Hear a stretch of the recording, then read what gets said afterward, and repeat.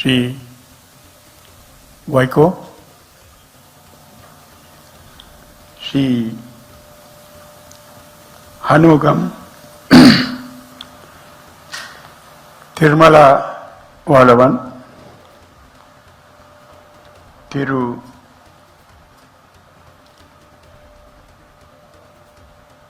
and the floor leaders of all political parties, opposition political parties, distinguished parliamentarians of both Lok Sabha and Rajya Sabha,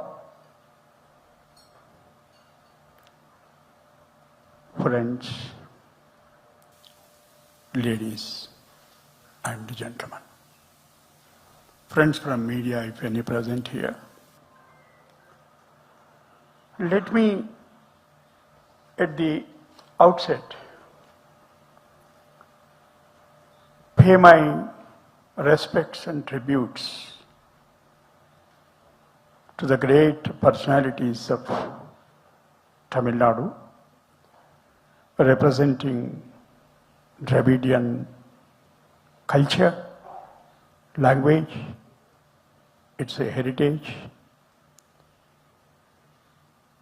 which is a unique one. It's an occasion to recall who else, the great Periyar and Arinyar Anna, Kalainyar Dr. Karunanidhi, Sri Kamraj,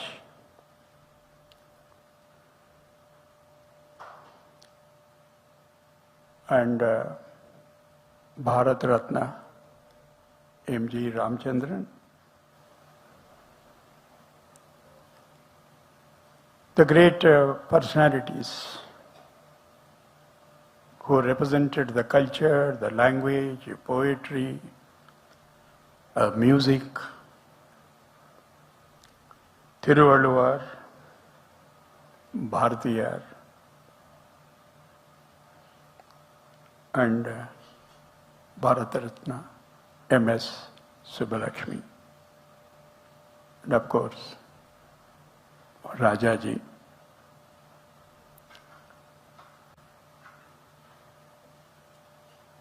I do not want to go to the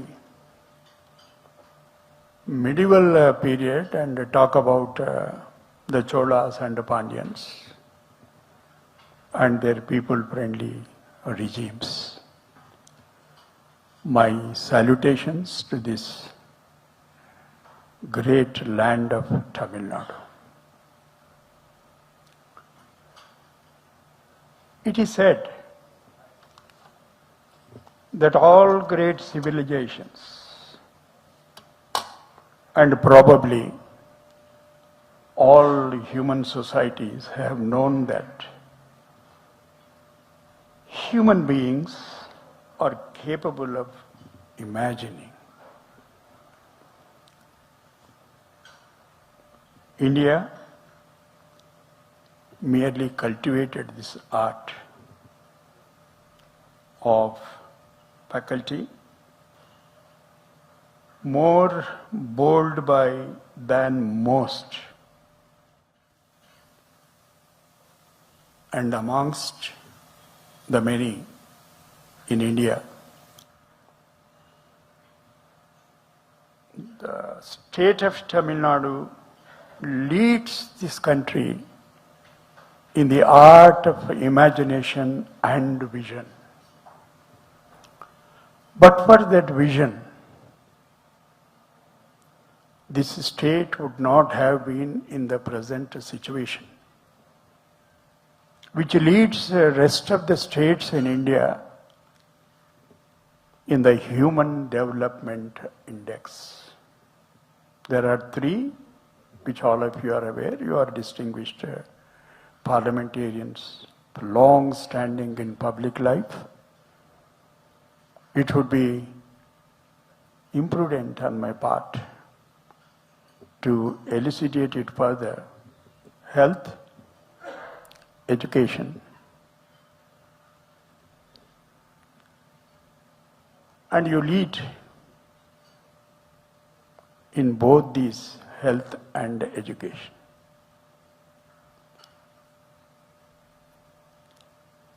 State of Tamil Nadu is the pioneer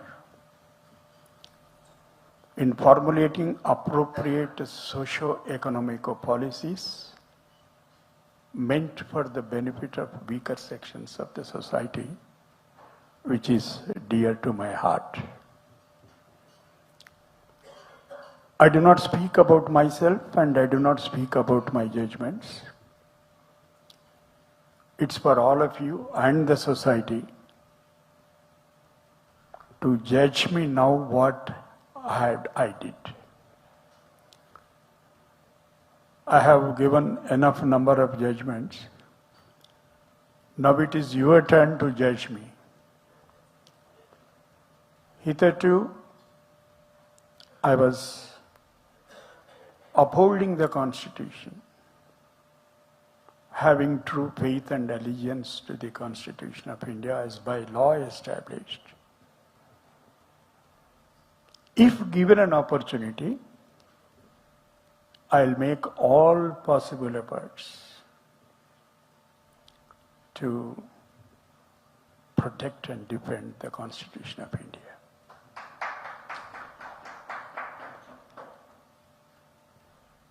There is a crisis.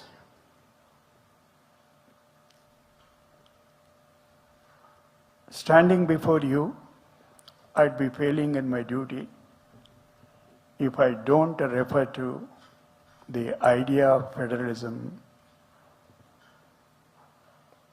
in the Indian Constitution. The Honorable Chief Minister of Tamil Nadu, DMK Stalin,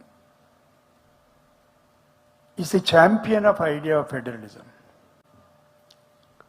He represents that idea in the Constitution.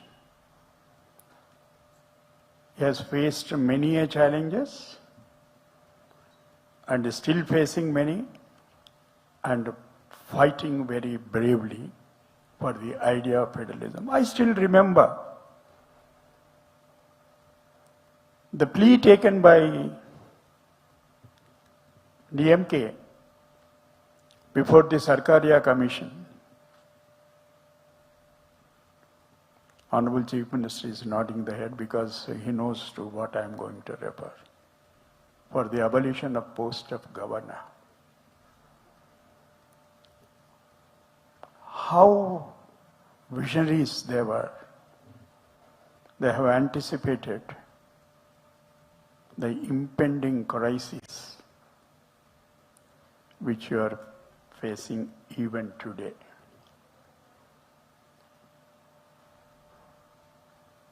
The attempts to restructure the GST,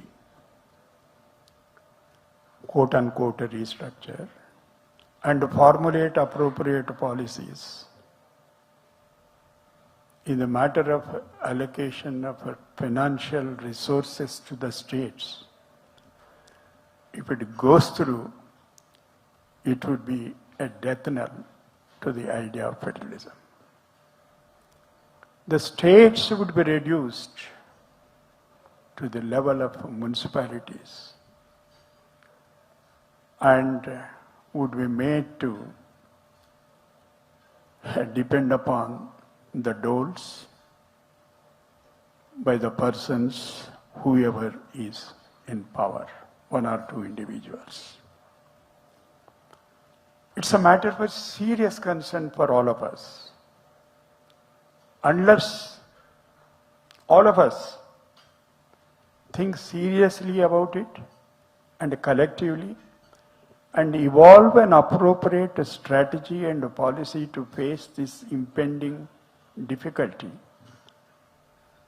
not only the idea of federalism, but the idea of a constitution would be in danger.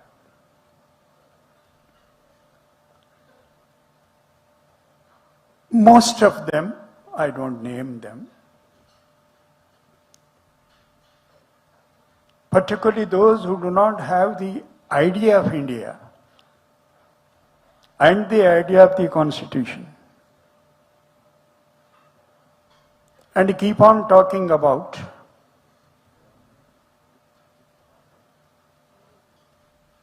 what shall I say, repeatedly saying one nation, as if others are disputing that proposition. Of course ours is one nation. But what is India? That is Bharat. It's a union of states. What is that union without the states? What is that nation, India, without the states? That is the importance of the states in the first word of the Constitution. India, that is Bharat, shall be union of states. And here is the Honorable Chief Minister, day in and day out faces this challenge and this danger posed by those forces and vested interest challenging the idea of federalism. Frequently I am asked, particularly since last 4 or 5 days, ever since my name has cropped up as a candidate on behalf of the opposition political parties, what made you to come into this thicket of political arena since you were not concerned with the politics in any of your previous life? They forget that the Constitution itself is a political document. Everyone who participates in the elections, everyone who exercises the franchise, is bound to have a political idea.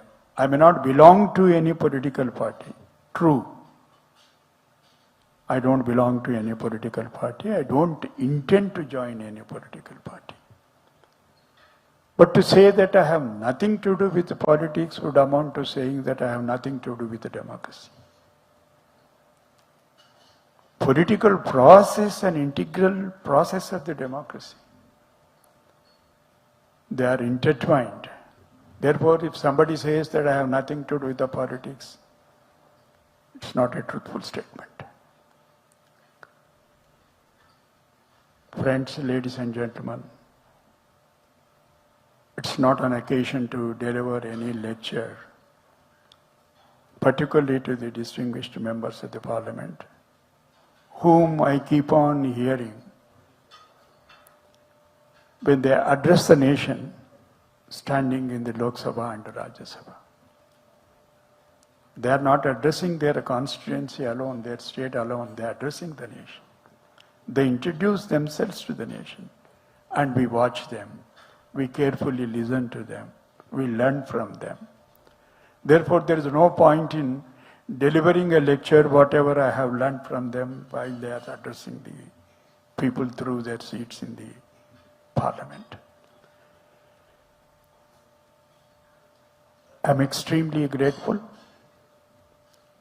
and I express my gratitude to Thiru MK Stalin, the Honorable Chief Minister of Tamil Nadu, and friends representing the various parties of opposition, including the India Alliance, for imposing their confidence in me. I assure you, before I leave this rostrum, that if given an opportunity, I promise you, it's a solemn promise that I would not let you down. And I would not let down this instrument of Constitution of India, with which I have lived for the last 52 years.